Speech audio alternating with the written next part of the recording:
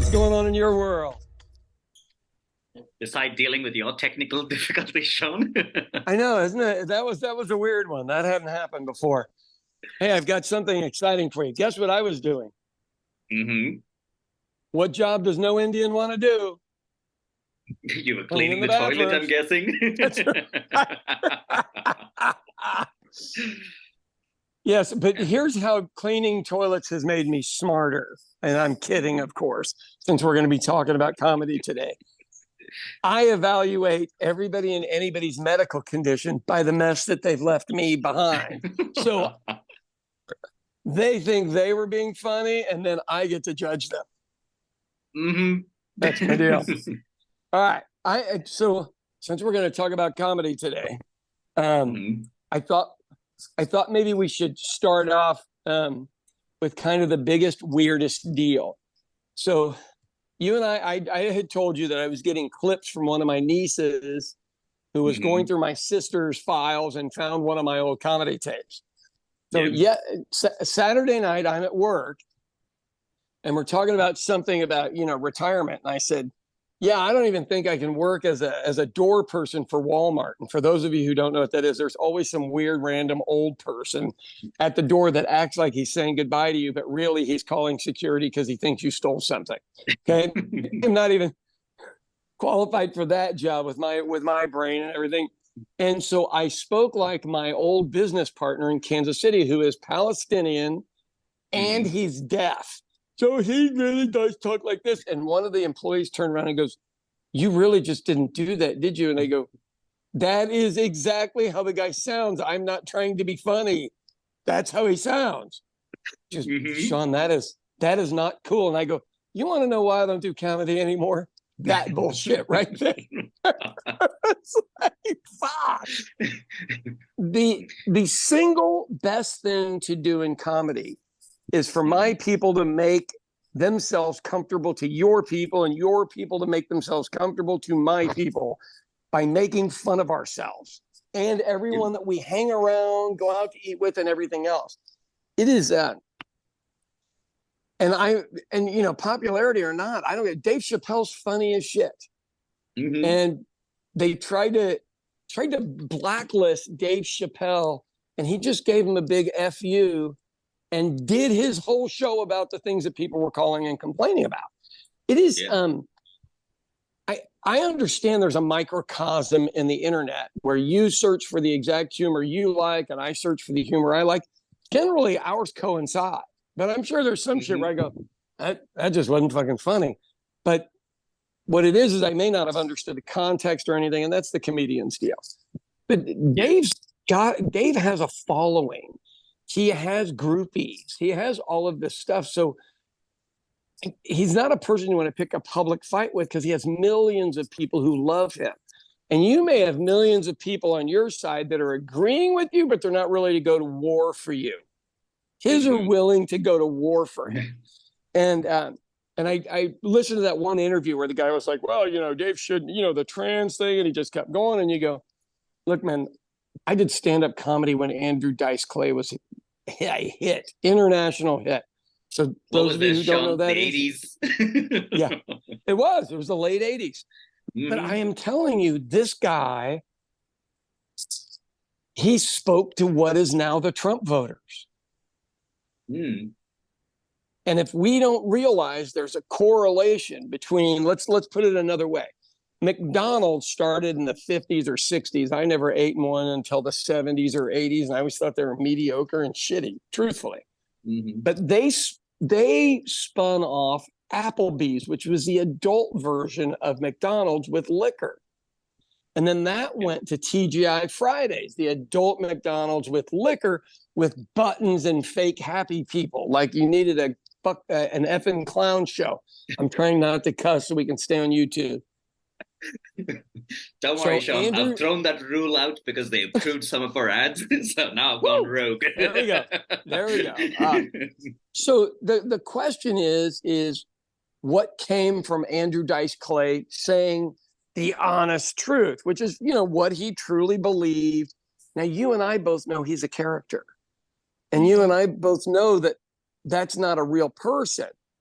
But there are a lot of people out there that don't know that. And they've gone along with this scheme of someone that will say the truth, no matter how hard and everything else moving forward. But, you know, comedy back then was sexist and racist and sharp and cutting. Acerbic is the word I'm looking for, which is sharp and cutting, but I didn't want to have to identify what the word was.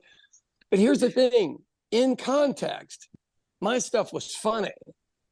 I am rather happy nobody really seems to have access to it, because I did sell pieces to Hob, a comedy channel back then.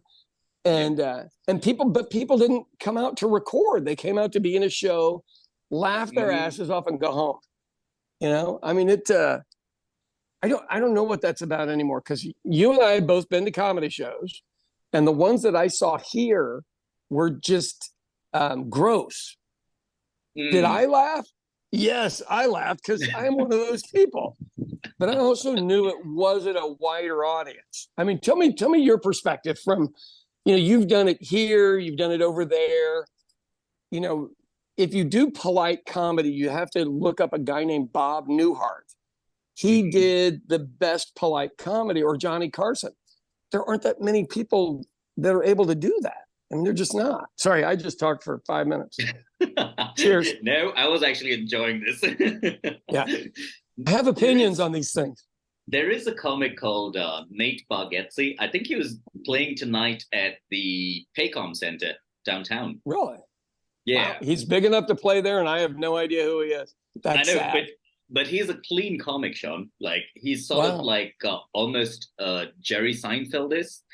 And he started his company, which is called Nateland Entertainment. So he's trying to do and promote comics who are clean comics. Like, he always said he always wrote his act where he could play it in front of his mom and dad, and they wouldn't be embarrassed, and he wouldn't be embarrassed. So that was his approach to the comedy thing. And so some of the jokes, like there are times where I will tell my mother if she wants to come and see me somewhere, I'm like, please don't. No. Like, there's going to be a lot of swearing because of the way I speak. What was the guy's name that was on the TV show Full House? And then you'd go to his shows, and they were literally XXX rated. Oh, shit. Not John Stamos, right? The other guy. The one who passed away. He died recently. Yeah, about a year ago.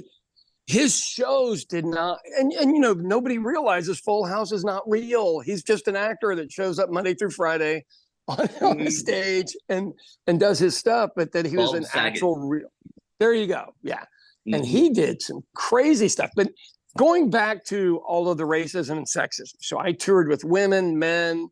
Back then, I have to be honest with you, I don't remember any Indians being on the circuit, and I don't remember many Asians, but we had Jews were probably the biggest ethnic population, and they were funny as hell. Blacks, whites, and then for some reason there seemed to be a fair amount of Italians, but I think they were following, what's his name? Andrew Dice Clay's act.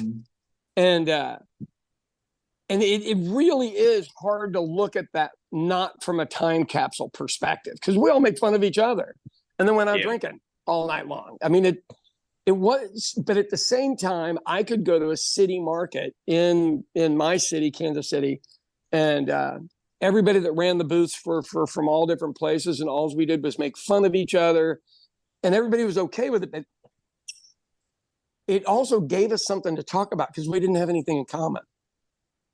You know, and it was the only way to kind of to break through it. I would go walking in, and they go, "Oh my God, be careful! He's got a bomb strapped to his vest." I mean, all this, but these are IRA jokes that aren't funny anymore. But in the '80s, they were still blowing up London, so it was funny. They literally killed Sean. What they were willing to do to kill in comedy. Oh. Okay, do you want to hear a really terrible joke having to do with that? Do you want to know what the difference is from a bomber from the IRA versus a lot of Middle Eastern bombers? What, Tim? We walk away from the car before we blow it up. Right. I know. It is. I mean, And would that have killed back then? Yes. Would it kill now? No, because most people wouldn't really understand it. Seeing as white people are the scary ones now. So the other day, I was trying to do this little bit where it was, so on my street, okay, there's a neighbor who has a special needs child who's probably like on the spectrum. Right. And they, like most of my neighbors, really don't like my stray dogs that I feed because they keep howling in the middle of the night, keeping everybody awake. Yeah. So I was doing some weird bit where I was talking about the stray dogs and how I feed them. And then I was talking about waking up every day at midnight because of the howling and all of that. And then I said, and after that, even the dogs start howling. Oh! Because okay, I usually that wake was solid. Yeah, and I didn't know what the term was to write it down because I didn't know whether the correct term right now was special needs or is there a newer term that's come? Because even like you can't even say homeless anymore. Yeah, you can't even say homeless anymore because they're considered what housing impaired or something like that. I heard. Right. It is. So here, being a Democrat is the hardest thing in the world because everybody tries to rename these issues. So I do a bunch of stuff with schools, and finally I'm like, stop saying you're an educator. These stupid motherfuckers don't know what it means. You are a teacher. Tell them you're a teacher. And then they're like, oh, he's a teacher. Okay. I wish I was kidding. I really do. Okay, so you and I have written scripts. We've presented scripts. Here's the thing in comedy and politics. I learned more about politics from Jon Stewart than I did anybody else. And Jon, not the best comedian and an absolutely dreadful actor, was phenomenal at explaining things. And he could raise empathy in a 20-year-old Sean Cummings that I didn't have anywhere else. So he was able to tap into that and go, my God, look at this. This is outrageous. And nobody's doing anything. He had a way of complaining that worked. And that's a skill. I mean, that is a skill. And I think Oliver has a more direct one, but I'll tell you where he failed. Somebody brought up the Irish-English issue. And he was like, too much right there, and moved on. And I'm like, that was his opportunity. But as an English person, how would he talk about stealing all this shit from India, taking it back to England, and why is it still in an English museum? Yeah. How do you do that with humor when it's so freaking ridiculous? Yeah. That is the weird part. Like, even in 2010, when I first moved to the US, I was already aware of a lot of the political issues only because of The Daily Show. Right. Because I didn't really... Yeah, and I would say undoubtedly the best person at explaining that right now, Jesus, God, what's his name? South Africa. What's his name? Trevor Noah. Is dynamite at it. Does he have... He's just, but I don't want to compare the two because they're different. Trevor always does this great comparative with third world dictators that hits with me like I've never seen, but I also understand what third world dictators are and how they work. Now, Stewart, I don't ever remember taking that line, but when Noah did it the first time, I was like, oh my God, that's brilliant. Oh, yeah. So, he had like that beautiful picture in the background of Trump dressed in the jacket that Idi Amin used to wear. Right. And how do you not make the comparative after you see that? It's very hard to take it serious. So, you know, the other part of that discussion was, are you helping or hurting politics by making people cynical? Now, from a person that grew up in a political household, and obviously you have a very good vocabulary as well. You know, our backgrounds were different than a lot of people. You know, my parents were international, or my mom was international. My dad was just a farmer from Ireland, but, you know, still international. But we heard different things in our homes than a lot of people hear. And I remember as a kid, this guy named Richard Nixon running for office.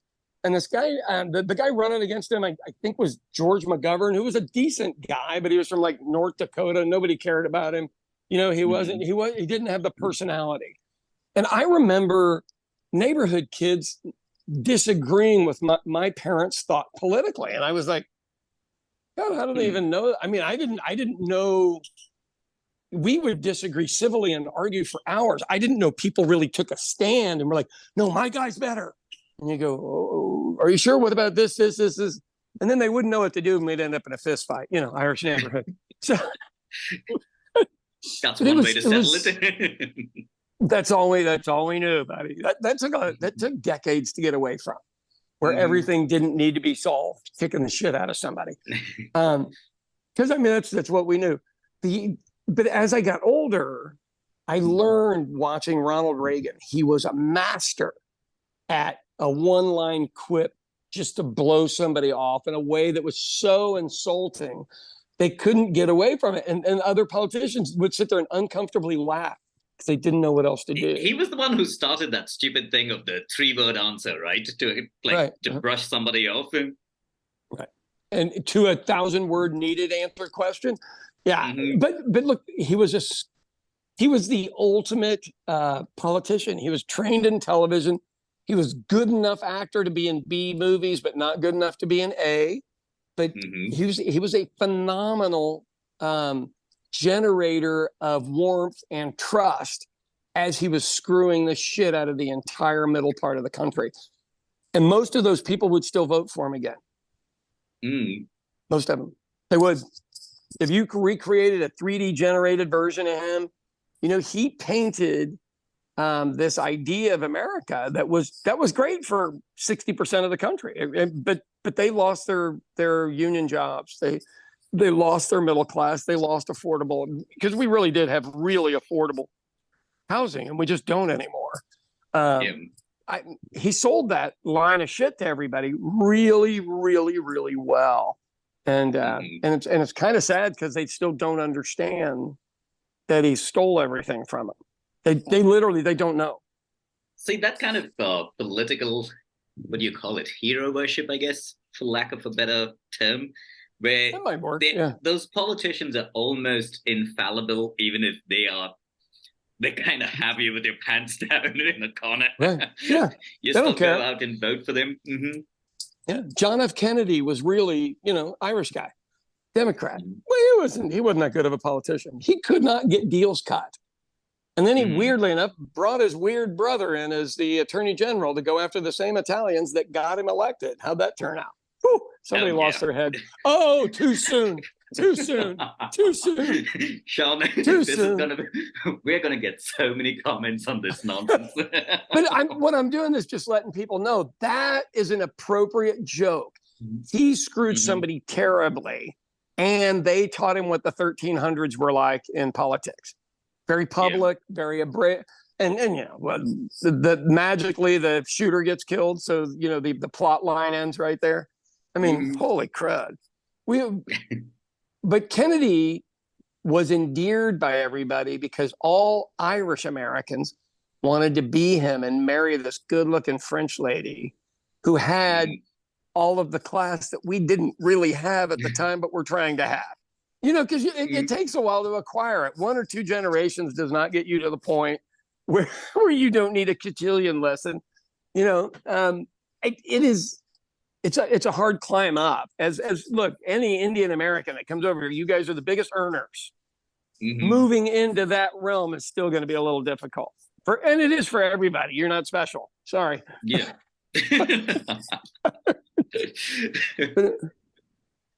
The thing that, but what do you do? Oh, go ahead. Oh, no, I was going to say the weird part was the other day I was talking to somebody who's a local comic here. He's probably like 21 years old. And he was telling me that this is the first generation in his family that have left their farmlands and moved to a city, which is why he's pursuing the career in like startup consulting and stand-up. Yeah. And I found that super interesting because he pointed at me and he was like, you're probably like 2nd, 3rd generation in this. And I was like, oh, shit, that's actually a thing here now. Yeah. It didn't even cross my mind. Your accent put you 100 years ahead of everybody. Just the BBC English. It does. You can walk into any room in any country I don't give a shit where you are with that accent and being properly dressed, which you do, which, you know, a lot of people don't know how to do that. Oh God. Oh my God, Sean, I have to tell you this because the other day I was at a pub and I was talking to a friend of mine and there was someone walking behind me, you know, a fucking shuffler. And I wasn't even concentrating, okay? I just turned around and I said, oh my God, would you pick your feet up while you walk? And I turned back and continued talking. And Raymond just looked at me going like, what is wrong with you? I was like, very British of you. Okay, so for those of you who don't know this story, Deepak and I we'd known each other, but we got invited to a luncheon. And the two of us were at the nicest country club in this half of the state. And everybody that was eating was shockingly loud with their silverware and plates. And ordinarily, you know, you try to ignore it, but it was so loud. And he and I were the only ones picking up that if you were in England, everyone in the room would have stared at you and you would have just put your stuff down and sat there in shame. Or somebody would have said something. Oh, you remember me telling to our friend who was sitting across from us, I was like, stop stabbing the Caesar salad. It's not running away from your plate. But and I don't know if that comes from travel or, you know, my mom's family had money, so we weren't first generation American. We were, my dad's side was that typical story. Mom's side, her dad had done pretty well. So some way or another, you move from kind of the rough part of all of that to understanding how to fit into the rooms, if that makes sense. And I know that sounds shitty to a whole bunch of people, but everybody always goes, oh, there's a glass ceiling for women. And you go, not for women entrepreneurs. No, there's not. And that's how you break the glass ceiling. Own your own company. Nobody gets to control you. It's and in America, as you can attest to, anyone can own their own company. Filing for it's easy. Getting out of it, very difficult. It's like marriage. You can get into it. Getting out of it. Sean, I'll tell you, the first time I ever went to file for a company in Oklahoma, it was actually one of our common friends' friend who had already met at the pub, who was back then the Secretary of State. So I walked into the office and I was just standing around, and Larry Parman walked out and he said hi to me. And he's like, what are you doing here? He was like, you know, you can do this online. I could have just told me. I was like, oh, sorry, Larry.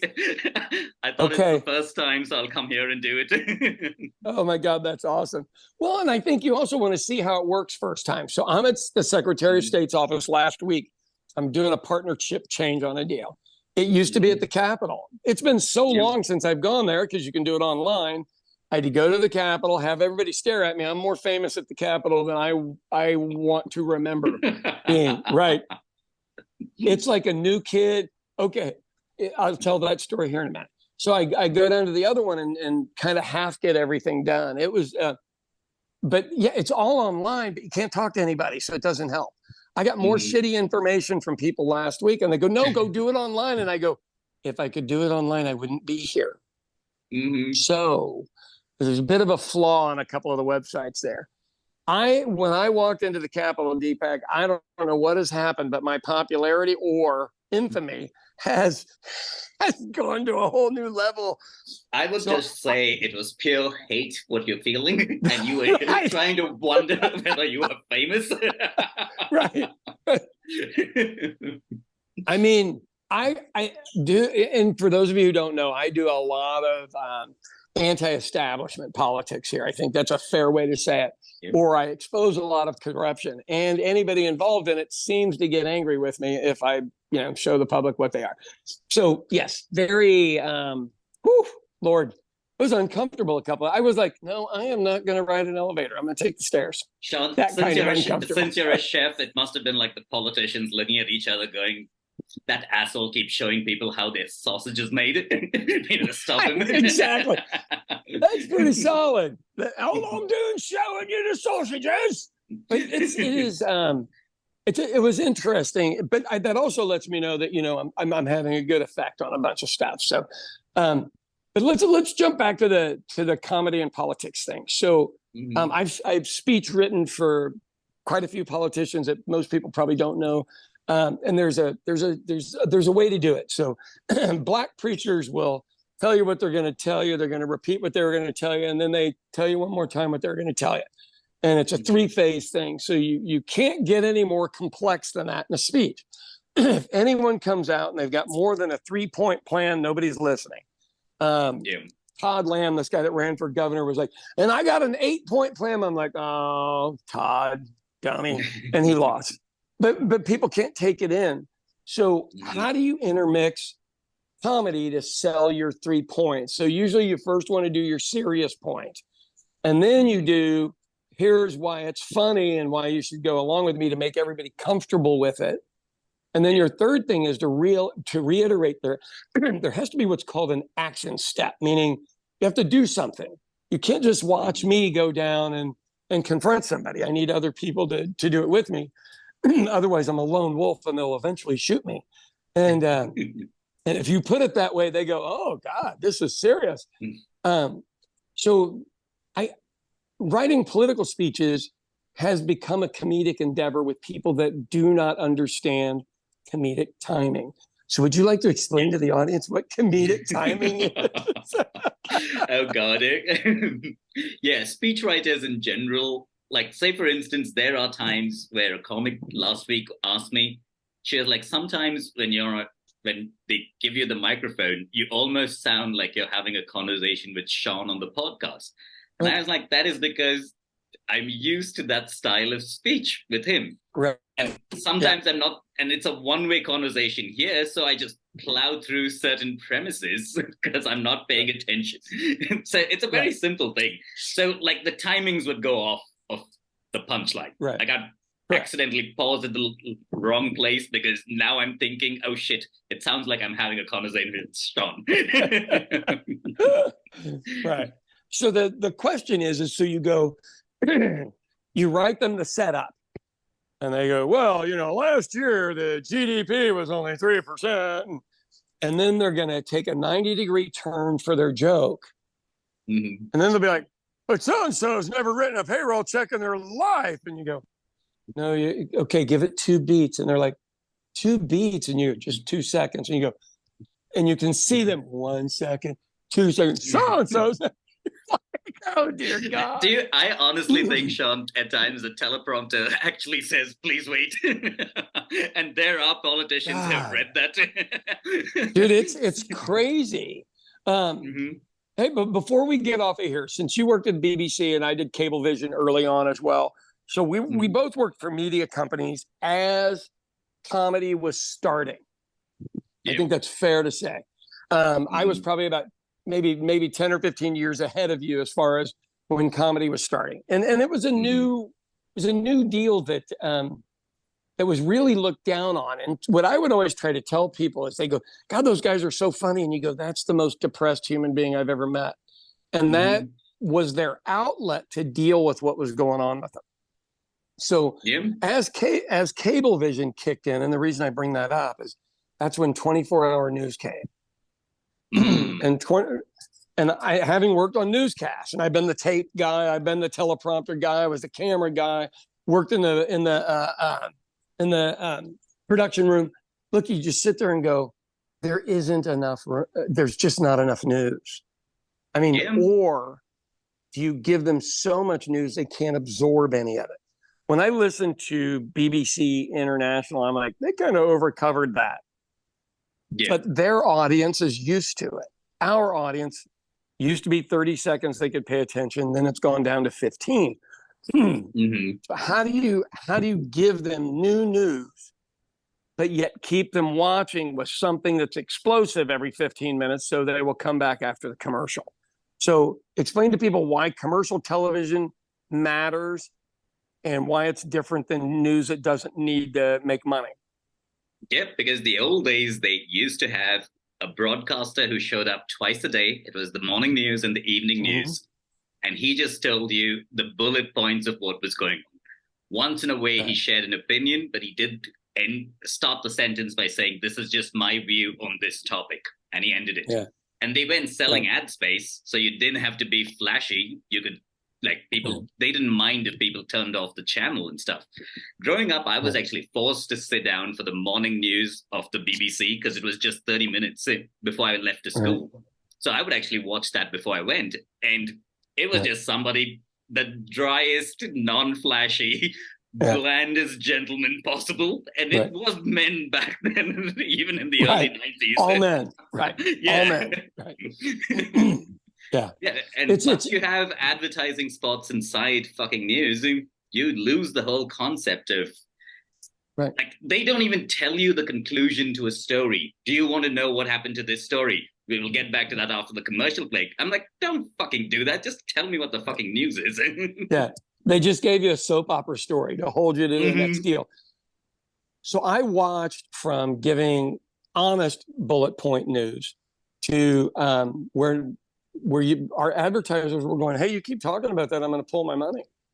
And when you're income generated, and this would be Fox News, it'd be CNN, this MSNBC, so it'd be anything over here. And I'm assuming BBC International at this point. Somebody's got to be paying for that. And Al Jazeera, Al Jazeera, honest to God, I thought that was the most honest news I'd seen when I was in Europe about 20 years ago. I don't know what it's doing now. Al Gore used to own part of it. How weird is that? He's just an investor. But you look at news organizations and you go, it depends on who the managers are at the time. It's any blip in time who is probably the most honest, who's the most forthright. But whether you like it or not, it's popularity. There was this girl named Jane something that was on the morning news when I was a kid. And my first father-in-law literally thought he had a relationship with her. I mean, he really, he would say, I love her. And he said it like he meant it. You know what I mean? And I can't remember her last name, but, she was married and had 4 kids and was vomiting in a trash can when she was pregnant, during commercial breaks. But she was the first woman I had ever seen break through, back then. And unfortunately, we're still seeing times where it's still a first for people on stuff. And that'll go on for another 50 years or so, at least. Depends if the white supremacists get their way again. Yeah, they're working on it. They're working on it. Was that too soon? Was that too soon? Okay. But and Sean, Oh no, I was just gonna say, a lot of times to keep the audience attention, they throw it to a stupid field correspondent.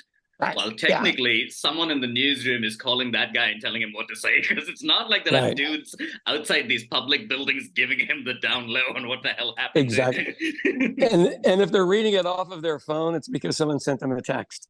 I mean, so we get a new crop of fresh out of college, 21, 22-year-olds each year here.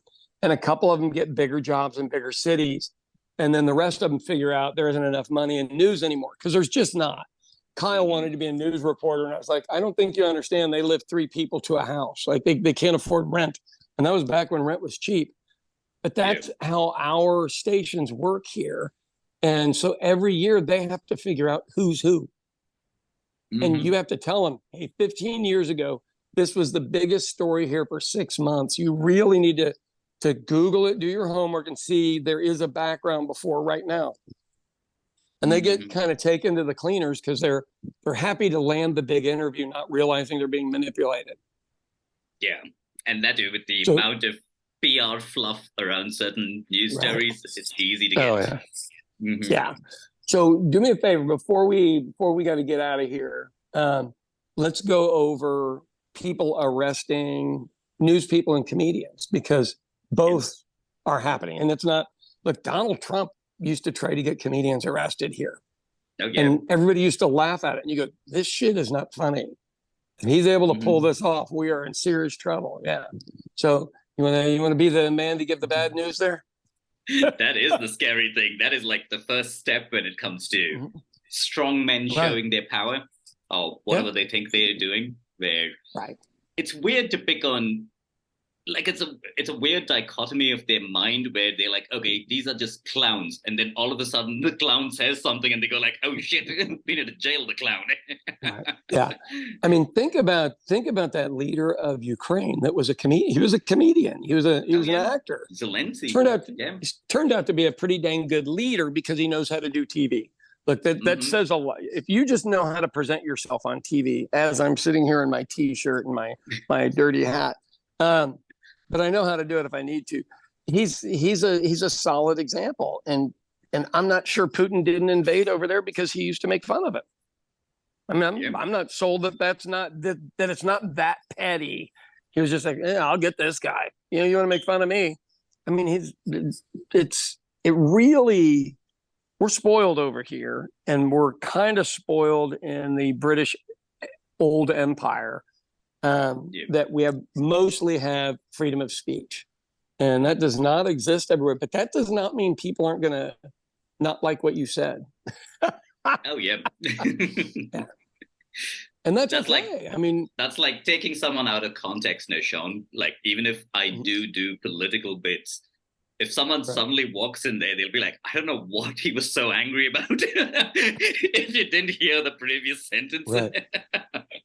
Yeah. Well, it'll be interesting to see in the next 10 years where comedy goes, because I would say TikTok has brought forth, a whole bunch of 2-minute pieces, and maybe that's all those people were 2 minutes. Listening to somebody for 30 or 40 minutes, they better be good, and they better be worth their money. I got into comedy originally because I wanted to make more money. When I was doing theater back then, even musical theater, 7 shows a week, you were only getting $250 to $300 a week.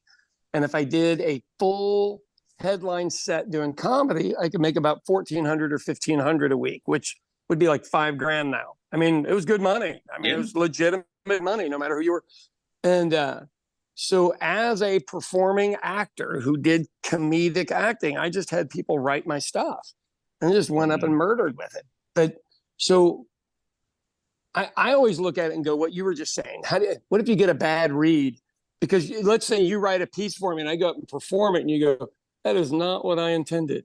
He's going to get somebody killed. You know what I mean?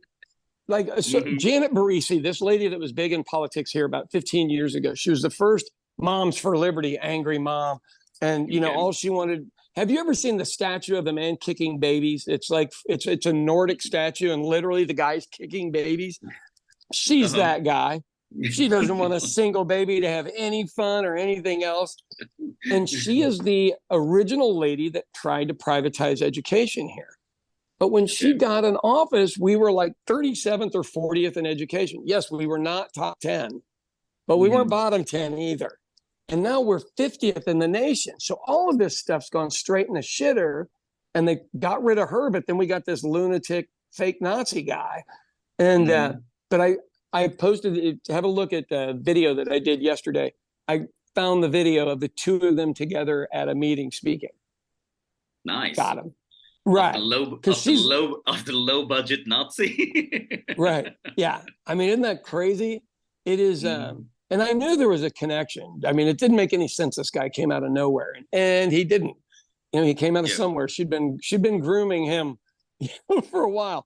But that's the only way I find to get at him is to make fun of him, like a schoolyard bully that's a comedian, because they're the most ruthless. Yeah. How are we sitting on time, brother? How are we doing on time? Oh, we're out of time. Wait, like a minute. Oh, well, you better take us out, my homie. It was good to see you. Good to see you too. That was Monday morning's episode of the Villagers podcast.